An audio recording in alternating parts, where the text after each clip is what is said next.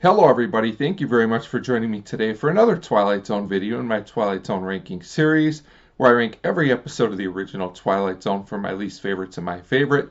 Today I'm going to be talking about number 49, The Purple Testament, written by Rod Serling and directed by Richard L. Baer. This is a season 1 episode, and as always there will be spoilers. So for me, The Purple Testament is a classic Twilight Zone episode.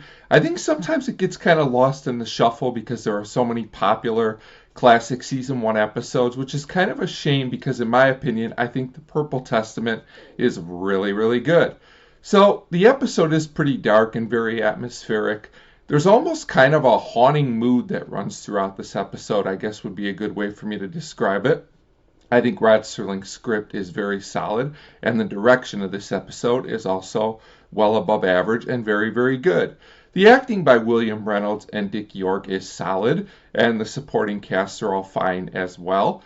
And this episode takes place in World War II and is about a lieutenant named Fitz who can tell when people are going to pass on because he sees like a light or a glow on their faces. And I have to say, this effect is very well done throughout the episode.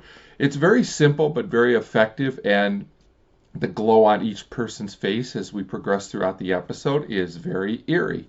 So this gentleman Fitz is very troubled by this ability, so he tells his captain named Riker about it. Riker's not sure what to think, so Riker talks to a doctor about it.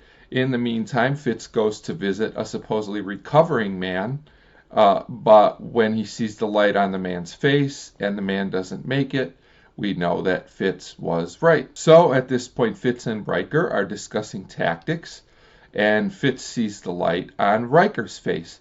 Riker doesn't seem too worried about it, but he does leave behind some personal possessions, which adds some depth to the character, and I thought this scene was well done overall. So some of the other men also know about the situation and are uneasy about it, but Fitz doesn't see a light on anyone else's face other than Riker, so he doesn't cause any more fuss about the mission. So Riker doesn't come back, he is killed, and Fitz is told he's being sent away for some rest, but in a spooky scene, he sees the light on his own face while looking in a mirror. So a driver comes to pick Fitz up. The driver also has the strange light on his face, and as they drive off, we know they are both goners as well. So The Purple Testament is a pretty straightforward episode, but it's just very spooky and very well done all the way through. It's an interesting concept, and setting this episode during World War II was an effective choice for the idea, I think, as well. And I just thought the execution of everything in the episode was very, very good.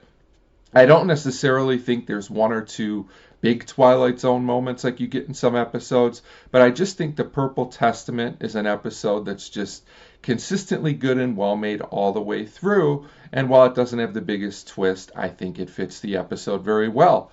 So that's why The Purple Testament comes in for me at number 49. As always, feel free to let me know what you thought of this episode, if you liked it or not.